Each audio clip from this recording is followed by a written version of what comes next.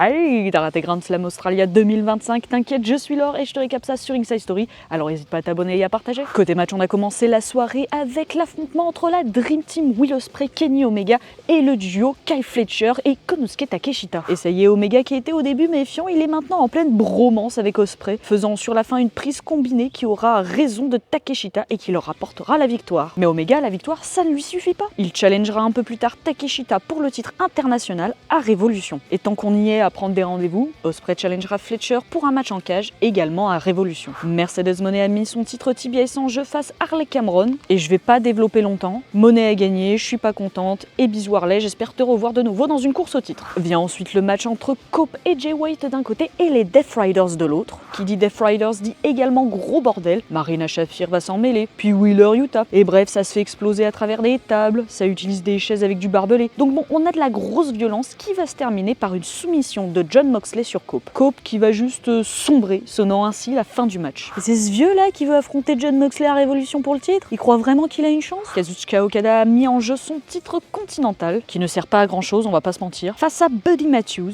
Le match était sympa, mais bordel, la conclusion, encore une fois... Je vous jure que les 4 derniers matchs d'Okada, ils ont dû se finir de la même manière. Un low blow à la con, son Rainmaker à la con, et un tombé à la con. Ouais, je suis un peu salé. Donc bon, s'agirait de faire quelque chose d'un peu plus intéressant autour de ce titre et autour de ce champion. Et enfin, on arrive au main event de la soirée, Maria May face à Toni Storm pour le titre de championne AEW. Toni qui revient en Timeless Toni Storm avec une tenue aux couleurs de son pays. Bref, le match était très cool avec une Storm bien vénère qui avait vraiment envie de régler ses comptes et une Maria May qui a fait le taf elle aussi. Sur la fin, alors que Maria enchaîne les prises, Storm la renverse pour un tombé rapide qui ira jusqu'à 3, la couronnant nouvelle championne AEW. Et merci l'univers!